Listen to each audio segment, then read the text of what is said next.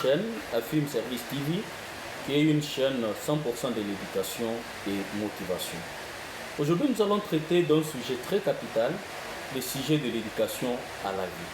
L'éducation à la vie, c'est un cours qui est dispensé en République démocratique du Congo depuis les années 1990. Et bien que c'est dans les années 2000 que ce cours-là a été inséré dans le programme national en République démocratique du Congo. Un cours très capital, mais un cours très négligé. Vraiment, il faut qu'on en parle, parce que c'est très important. Et d'ailleurs, ce qui me donne la force de beaucoup plus parler de ça, c'est quoi? Parce que vous-même, nos téléspectateurs, vous nous aviez donné encore cette volonté de faire ça. Parce qu'on avait fait un post où on vous avait proposé 3 sujets. Et on avait demandé à ce que vous puissiez choisir lequel d'entre les 3 qu'on devrait traiter en premier. Et environ 80% des votants ont opté pour le sujet sur l'éducation à la vie, ce qui prouve que c'est un sujet très capital, un sujet qui intéresse beaucoup de personnes. Alors, comme je venais de le dire tantôt, le cours d'éducation à la vie, c'est un cours très important, mais qui fait face à plusieurs défis. D'ailleurs, si on fait un peu de pas en arrière, dans les années 1990, pourquoi le cours d'éducation à la vie devrait être donné? Pourquoi on a fait allusion à ce cours-là? Parce que, il y a eu augmentation de cas de violence, de violences sexuelles. Pas seulement les violences sexuelles, mais augmentation du taux de VIH-Sida, augmentation du taux de la délinquance, les grossesses non désirées, et j'en passe. Et cela a poussé les gens à se poser plusieurs questions pour voir comment est-ce qu'ils devraient remédier à ce fléau-là, à cette grande difficulté qui était en train d'avancer. Alors, comme on a toujours dit, l'éducation, la formation, c'est ça l'arme. Alors, on s'est décidé qu'en dehors de cette formation qui s'est donnée déjà au niveau des églises, au niveau des familles, et j'en passe, il fallait alors mettre ça dans un cadre beaucoup plus normal. Donc, mettre ça dans le programme scolaire. C'est ainsi que ce cours est arrivé dans nos écoles. Ça a commencé par le cycle d'orientation et jusqu'à ce qu'aujourd'hui ça se donne, je pense, depuis la 5e primaire jusqu'en 6e des humanités ou 4e des humanités selon la nouvelle appellation. Un cours très important, mais un cours très négligé. Je m'explique. Très important, pourquoi? En passant, parce que c'est ce cours-là qui prépare le jeune à bien vivre demain, leur vie adulte. Négligé, pourquoi? Parce que beaucoup de personnes n'ont pas le temps de comprendre c'est quoi ce cours et quel est l'objectif que ce cours est en train de poursuivre. Je m'explique. Personnellement, quand j'étais élève, j'ai détesté le cours d'éducation à la vie. Je pense que les professeurs qui m'ont donné ce cours vont se reconnaître dans cette vidéo. En passant, quand j'étais en première des humanités, en première secondaire, c'était une dame qui nous enseignait, Maman Dani, que je salue en passant. Et avec cette dame-là, quand même, on sentait que c'était quand même un bon cours. Bien qu'elle se sentait parfois frustrée, elle ne voulait pas vraiment entrer en profondeur, certaines histoires, elle essayait un peu de passer. Bon, mais quand même, elle donnait ce cours-là comme tous les autres cours, c'est bon. Nous sommes arrivés, après le départ de Madame Dani, nous avons connu un autre professeur qui est venu. Cette fois-là, c'est là que j'ai détesté le cours d'éducation à la vie. Parce qu'au lieu que ce professeur-là vienne nous enseigner le cours d'éducation à la vie, lui commençait à nous enseigner l'immoralité. Alors, comme je l'avais dit tantôt, moi je suis ici d'une famille chrétienne, une famille de témoins de Jéhovah. Vous connaissez, les témoins de Jéhovah tiennent vraiment aux valeurs, ils tiennent vraiment à éduquer correctement leurs enfants. Il y a beaucoup de choses qui ne passent pas. Alors, moi, étant un enfant issu d'une famille de témoins de Jéhovah, et il y avait déjà certaines histoires qui ne passaient pas. Et on arrive à l'école, au lieu que l'éducation à la vie vienne renforcer cette éducation-là que nous avons reçue de la famille, l'éducation à la vie commençait à nous désorienter. Genre, je me rappelle certaines déclarations de notre professeur là, un jeune professeur, il nous disait par exemple que les filles, n'ayez pas peur. Si vous vous retrouvez enceinte, venez tout simplement me signaler. C'est un petit problème, on va enlever. C'est-à-dire qu'il encourageait déjà l'avortement. Allez-y comprendre, nous étions encore de petits-enfants, des enfants de première des humanités, à l'époque troisième secondaire. Et lorsque vous parlez déjà à un enfant comme ça, que non, en tout cas, n'ayez pas peur. La grossesse, c'est un petit problème avec moi, on va enlever. Donc vous l'encouragez déjà. L'enfant se sent à l'aise et se sent dégagé d'aller faire du n'importe quoi. En dehors de ça, ce professeur a amené une autre façon de faire. C'est-à-dire, lui, nous encourageait les jeux corporels. S'il trouve un garçon qui va par exemple toucher le sein d'une fille, allez pour lui qui est un vrai garçon, il te donne des points d'application. Allez-y comprendre. Alors moi, ça m'avait vraiment révolté et j'ai compris que l'éducation à la vie n'était pas un bon cours, mais c'était un cours qui nous initiait à la débauche. Et c'est comme ça que j'ai détesté ce cours-là. Donc, c'est un cours que j'ai étudié tout simplement parce qu'il fallait étudier, il fallait avoir des points et réaliser de bonnes notes et passer des classes, mais le cœur n'était pas dans ce cours-là. Et je pense que mon cas n'est pas unique. Il y a beaucoup qui se retrouvent dans ces mêmes cas. Parce que même dans nos petites enquêtes à gauche à droite, nous nous retrouvons devant des élèves qui vous disent non, le cours que je déteste le plus, c'est l'éducation à la vie. Parce que là, on ne parle que de bêtises.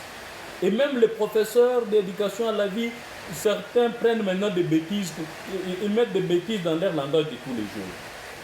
Parler de sexe à n'importe quel moment, parler du n'importe quoi à n'importe quel moment, c'est sans gêne. Ils sont à l'aise et ils se camouflent, ils se cachent derrière la casquette que non, c'est l'éducation à la vie. Et moi, avec ma compréhension dans le temps, je me disais que bon, continuer dans cette lancée, parler du sexe aux petits-enfants et autres, ça sera comme si on réveillait les chats qui dormaient. Mais après, lorsque j'ai grandi, lorsque j'ai commencé mon aventure dans l'enseignement, en 2011, je suis allé dans une école, là où je devrais commencer, au complexe scolaire précal La Sagesse à Kananga.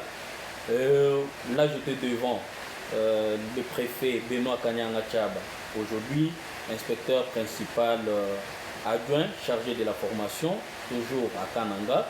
Et lorsqu'on a essayé de faire... de donner des charges horaires à chaque professeur. Moi, on m'a donné les cours de biologie, on m'a donné les cours de chimie et on m'a ajouté les cours d'éducation à la vie. C'était terrible. Je me suis dit, mais un cours que moi-même je déteste, un cours que je n'aime pas, et on me donne ce cours et je dois l'enseigner. Pourquoi? Je n'avais pas de choix. On m'a dit, bon, comme tu es professeur de biologie, tu es censé être mieux placé pour donner les cours d'éducation à la vie. J'ai accepté à contre-cœur et c'est là que je suis allé chercher quelqu'un qui devrait m'aider parce que moi je n'avais pas fait la formation de l'éducation à la vie. Je suis tombé sur un professeur du collège Saint-Louis, professeur Emery Kachama, que je salue en passant. Et c'est ce professeur-là qui a eu la bonne volonté de m'expliquer ce cours-là d'éducation à la vie. Il me dit non, écoute, c'est un très bon cours. Voilà. En première, par exemple, on parle de ceci. En deuxième, on parle de ceci. En troisième, on parle de ceci. Et tu verras que c'est un très bon cours. Ça dépend de la façon dont tu vas l'animer.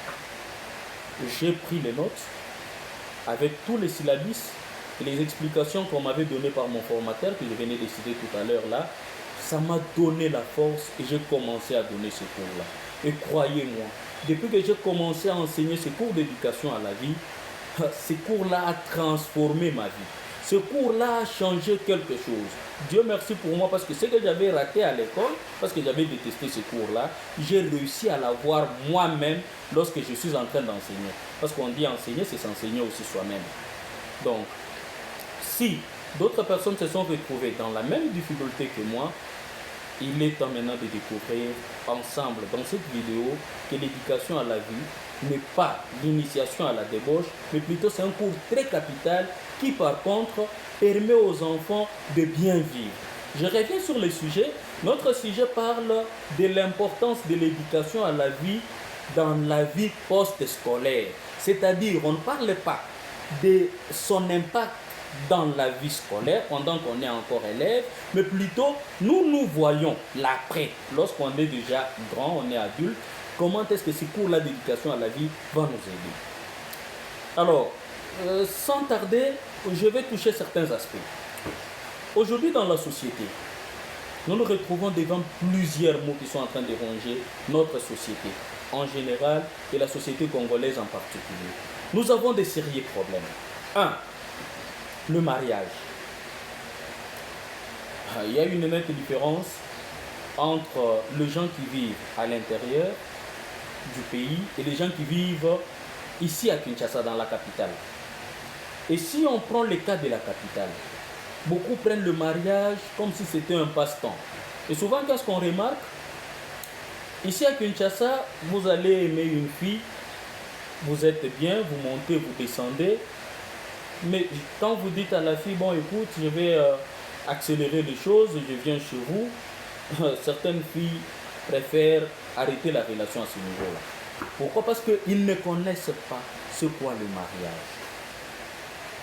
Et pour eux, ils sentent comme si, une fois qu'on va se marier, c'est une prison. Le mariage, c'est une prison où on n'aura pas encore le temps de se sentir à l'aise, ainsi de suite. Donc, on doit profiter. Et le terme qu'on utilise généralement, c'est de dire, bon, on doit vivre. Je vis d'abord. Or, les mariages, c'est toute une vie. Et dans les cours d'éducation à la vie,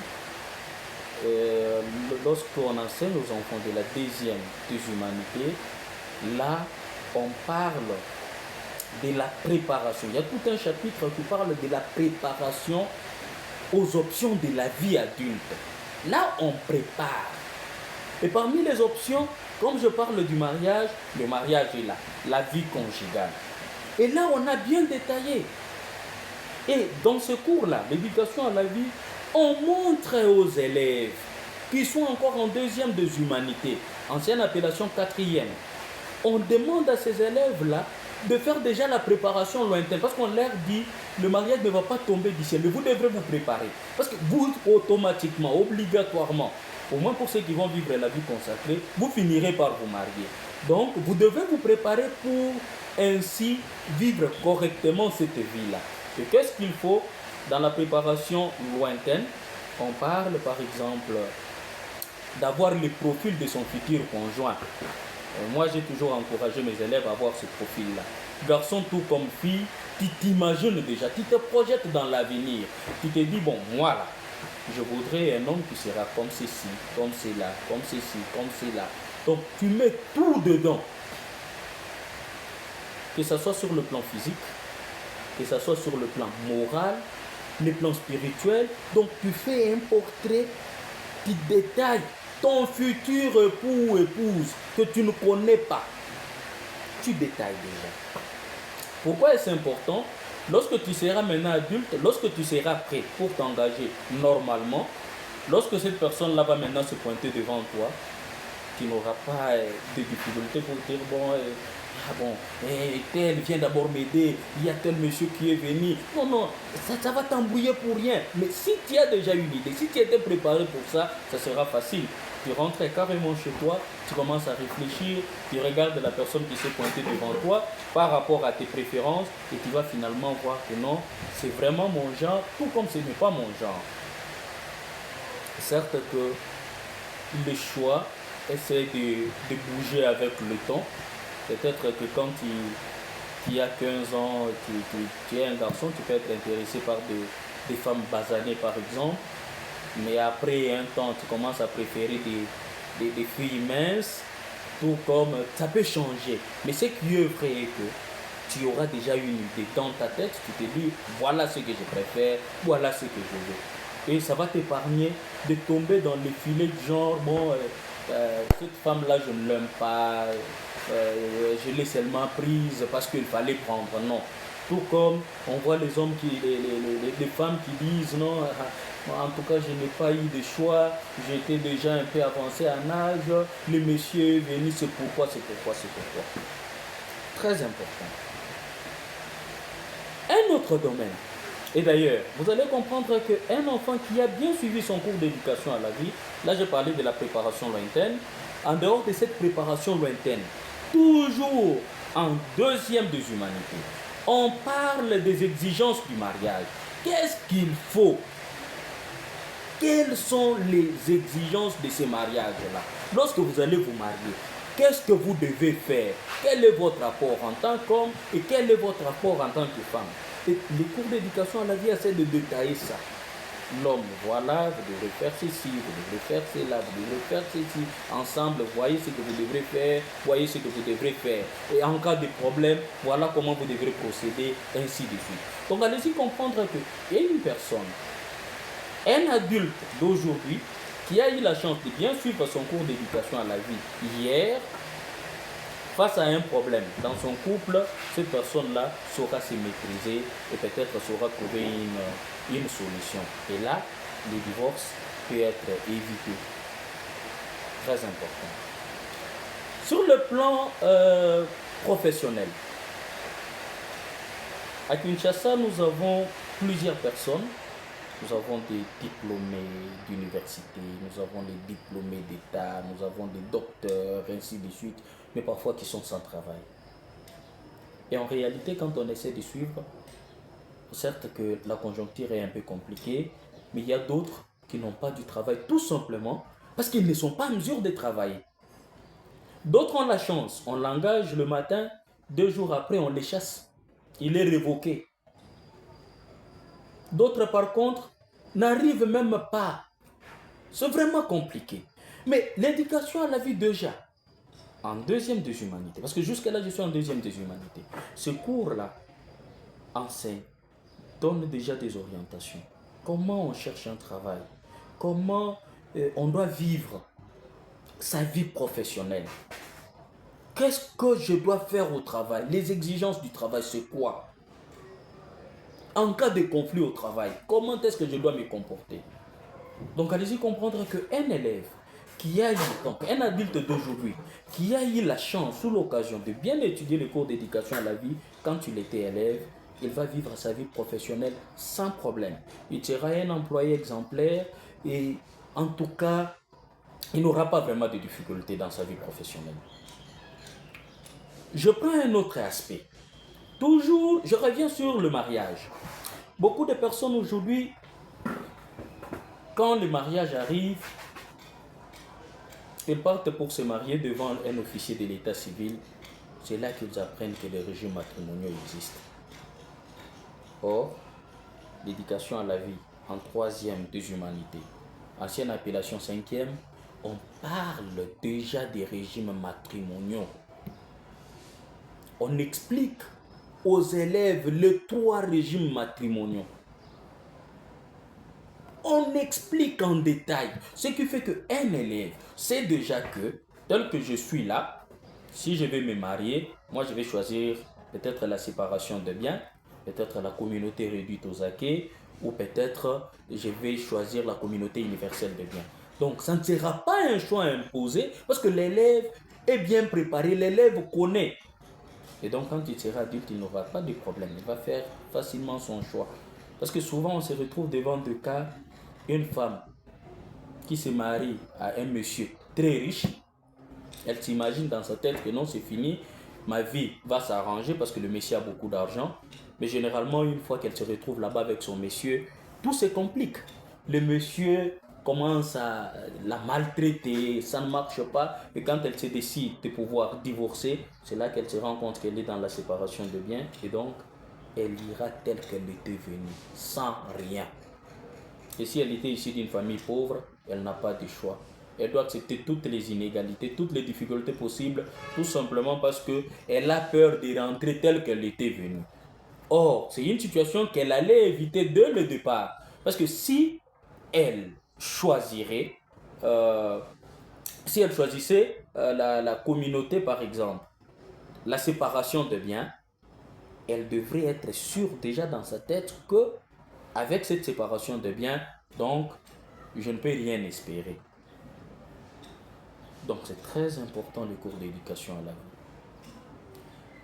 vie. Un autre aspect, Nous sommes en train de vivre à une période où la prostitution a pris de l'élan à une vitesse qu'on ne sait même pas expliquer. Les gens font du n'importe quoi. Les sexes ou les rapports sexuels, c'est devenu vraiment quelque chose de dérisoire. Les gens le font pour faire. Et c'est en désordre, dans n'importe quel contexte. Mais revenons en première des humanités. Il y a un cours là, toujours dans le cadre de l'éducation à la vie, on parle de la sexualité. Et là, on parle d'une sexualité responsable. Donc, là, on explique aux enfants. L'enfant connaît c'est quoi. Il ne sera pas surpris. Il est informé, mais on le tire à l'oreille, on lui dit, voilà, quand tu vas là, attention, regarde la conséquence de grossesse non désirée. Tu peux tomber enceinte. En dehors de tomber enceinte, voilà une autre conséquence. Tu peux ramasser une infection sexuellement transmissible. Voilà. C'est là qu'on parle même des avortements. Parce qu'attention, quand tu vas tomber enceinte, tu vas peut-être recourir à l'avortement. Mais voilà ce qui t'attend. Donc allez-y comprendre qu'un enfant qui a vraiment bien suivi son cours d'éducation à la vie, cet enfant-là va vraiment se retrouver dans sa vie d'après. Donc sa vie post-scolaire, c'est pourquoi moi, Alfred, j'ai eu à changer même ma façon de donner ce cours d'éducation à la vie. Parce que pour moi, je me suis dit, au lieu seulement de m'atteler à donner seulement le résumé, j'explique, je donne le résumé, non, il fallait que j'écoute aussi ce que les enfants ont, leurs préoccupations présentes. Parce que oui, on prépare les enfants pour la vie adulte, mais les enfants éprouvent d'autres problèmes présentement. Et qu'est-ce que moi je faisais depuis un certain temps? Sur les 45 minutes qu'on me donne pour l'éducation à la vie, pour 1 heure, je prends quelques minutes que je mets à la disposition des élèves pour que ces derniers me posent des questions. Et croyez-moi, ça m'a donné la force et la capacité d'aider plusieurs enfants.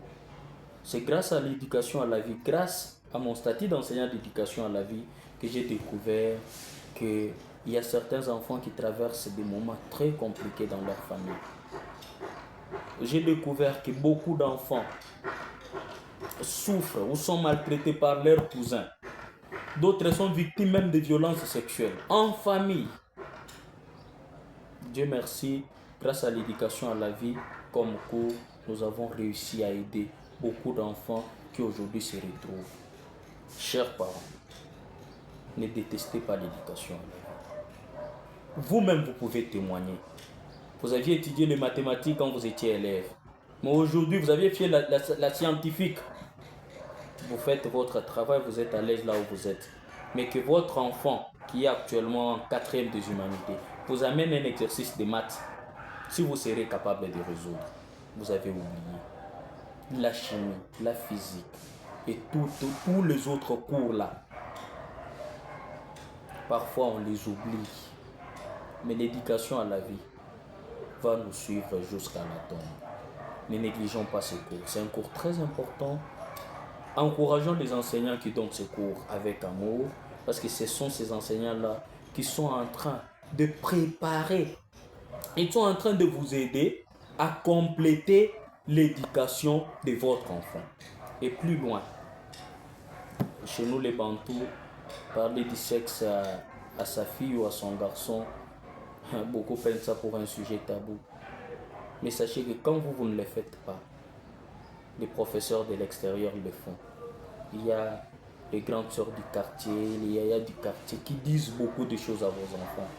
Et parfois, votre fille ou votre garçon, que vous pensez qu'il ne connaît rien, connaît déjà peut-être plus que vous.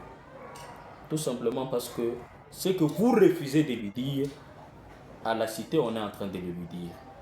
Raison pour laquelle, si à l'école, il a un bon professeur d'éducation à la vie, l'enfant aura le temps de s'exprimer, de raconter ce qu'on lui a dit à la cité, et le professeur, si c'est un bon professeur, va l'orienter, va l'enlever dans le mensonge de la rue pour l'orienter vers des vraies informations qui pourront l'aider dans les jours à venir.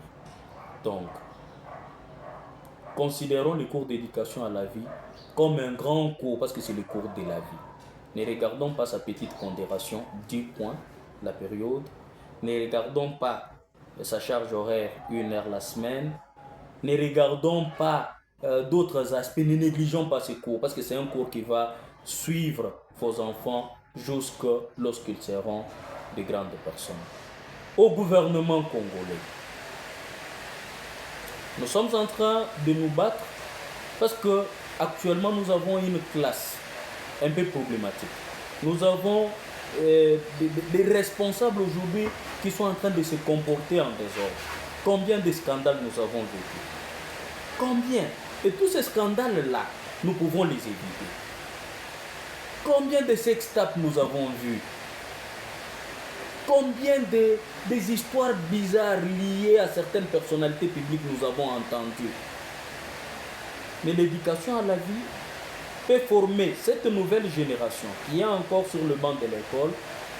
Si on insiste sur cette éducation à la vie, on donne de vraies valeurs dès à présent. Pendant qu'ils sont encore petits, ces enfants-là, peut-être, pourront changer le pays. Donc, mettons le moyen possible, mettons tous les moyens en marche pour permettre à ce que le cours d'éducation à la vie se donne normalement. Il y a certaines écoles qui ne dispensent même pas ce cours-là. Je dirais dans certaines écoles à gauche, à droite, l'éducation à la vie ne se donne pas. L'État, ouvrez les yeux. L'éducation à la vie, c'est un cours très important. Et nous, Maison Afim, étant les nouveaux virages vers l'excellence, nous essayons de nous projeter en avance. On regarde ce qui peut apporter le développement de notre pays. Oui, il y a un chemin que tout le monde est en train de suivre, mais nous, c'est un nouveau virage. Hein? L'idéal, c'est d'arriver toujours à l'excellence. Merci beaucoup, merci à tous les spectateurs qui ont pris leur temps de regarder cette vidéo sur Afim Service TV. N'oubliez pas, chaque geste compte. Aimez la vidéo, likez, partagez avec les amis et surtout abonnez-vous à notre chaîne Afim Service TV. Merci.